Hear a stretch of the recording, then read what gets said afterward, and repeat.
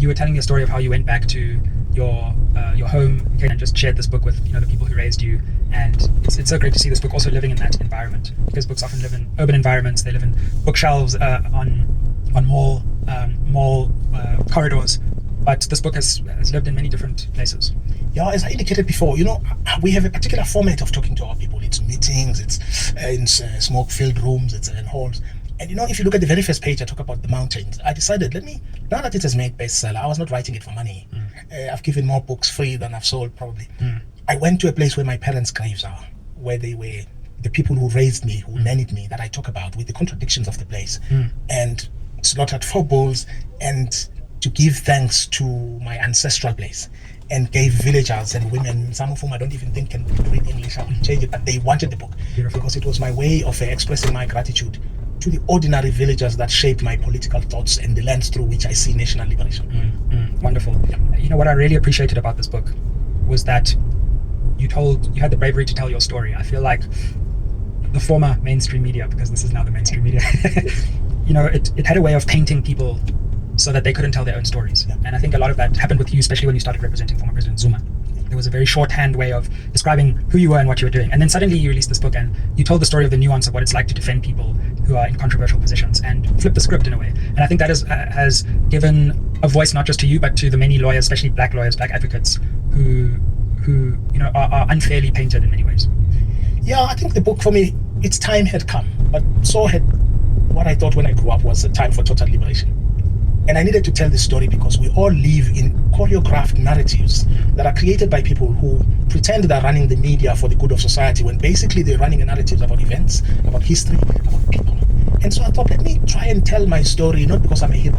Let me tell my story as honestly as I can, with the sensitivity that you must have when you write a book like this, because you don't run your life alone. So I'm very careful about things, but I wanted to put out there my views. They're not the most correct, but they're mine. And 2, I wanted to teach a lot of young black lawyers and professionals everywhere who live there, sometimes with justification, that you have to spend your time pleasing white people and their logic in order to survive. And so you must castigate your own, you must hate your own. And I'm sure people, young lawyers, go and meet and eat olives and have Chardonnay with their white friend to say Muzi is deranged. They don't mean it. It's because pleasing whiteness pays. And so I was trying to write to free people from the chains of wearing a mask that I talk about, that all black people wear a mask. Just after the show, I'm sure they'll go to Rosebank with their white friends and try and say, "Now, show what was he saying?"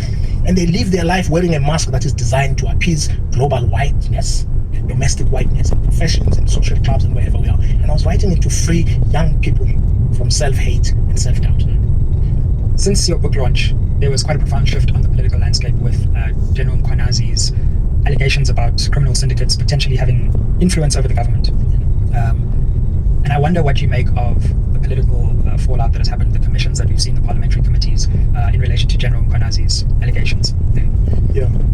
I'm writing something currently that I call the futility of commissions. They're important, and most of them are manned and managed by colleagues of great intellect that I respect. But commissions have become a diversion from asking the real problem, the real questions.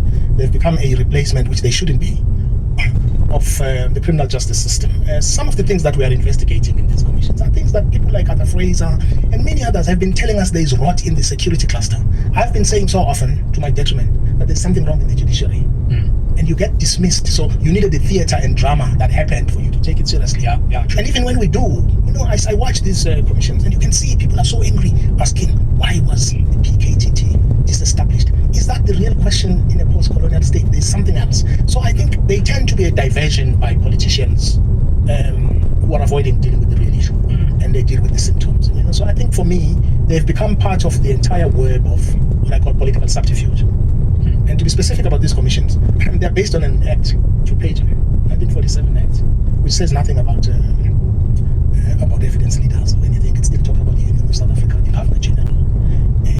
And we still haven't, because we are not transforming the legal culture in South Africa, we actually don't know that commissions are not a criminal trial. They are to probe the truth. And you see with evidence leaders in South Africa, they are battling. They don't know whether they are leading this witness because it's their witness. They don't know whether they are a prosecutor in a criminal trial. And it's because there's no clarity about what they're doing. And it's not their fault. These are great lawyers. And we've seen recently someone leads a witness. It means they prepare the statement with the witness, and 2 hours later they turn against that witness to cross-examine this witness on the flaws that are in the document they prepared with the witness. It's just a mengelmoes of a confused legal culture. And so I think we need to start having commissions that are not a replacement of criminal investigation, a substitute for criminal investigations, but are real questions that we should ask about the post-colonial state, about the architecture of the state, about policy trajectories that we must embark upon. At the moment, we're just trapped in a theater of things that we've had before, and while most presidents appoint commissions of inquiry whose outcomes they already know all over the world. To divert us from the real question, we're going to be dealing with this for some months, and the president sits tight, relieved of pressures of society.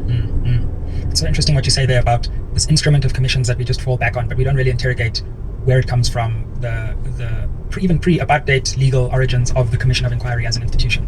Yeah, we've not questioned that the act itself, and then each commission has its own rules. And one of the biggest weaknesses of our commissions of inquiry, apart from the fact that we do not understand their purpose, one is that those who are involved, and it's not their fault, it's the legal culture, they go in with a particular case theory.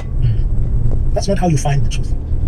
And so you have evidence leaders and commission. They already have some Kwanas said this, or some Praveen said this. So the first witness tends to be the witness who holds the theory of the case. There shouldn't be anything like that when you probe the truth. And that is why what they do, you can see it in the conduct. There are witnesses that are treated with kid gloves. Everyone is smiling. Everyone wants to clap. That's not how you probe the truth. So, and what happens then is that there's a confusion because lawyers, including myself, all lawyers, forget what law schools tell you, are not trained to find the truth. Lawyers are not the best human beings to find the truth. Their training is not to find the truth. They go to court with a particular theory of the case to present it as a fact and hope for the best. You need people who will probe every witness who's led by their lawyer so that you are able to get the truth. Let's take an example. Let's take a witness we laugh at. Right? Let's take Mr. Muzi. Yeah, sure. Right? He's led, the same person who's leading him turns against him and goes for him, then that's fine.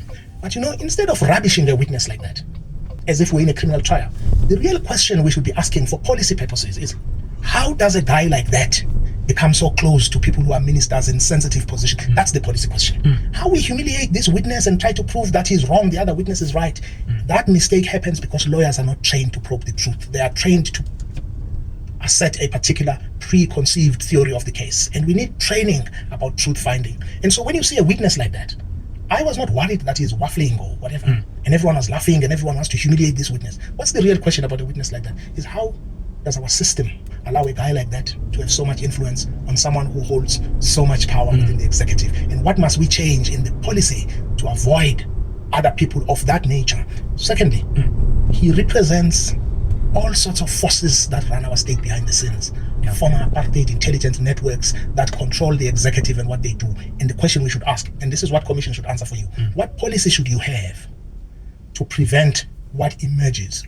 But because we have an over-reliance on lawyers who really are trained to go and either be a prosecutor in a criminal trial or defend somebody, and they've never really been engaged in lawyers have never been engaged in an innocent, objective, truth-finding mission except to defend the client. And so we need to, it's about a legal culture. We need to change our legal culture so that we find the truth. And in that way, all the commissions we've had so far, 4 or maybe, a complete waste of time and a diversion and theater that diverts our people away from the fact that there has been no national liberation.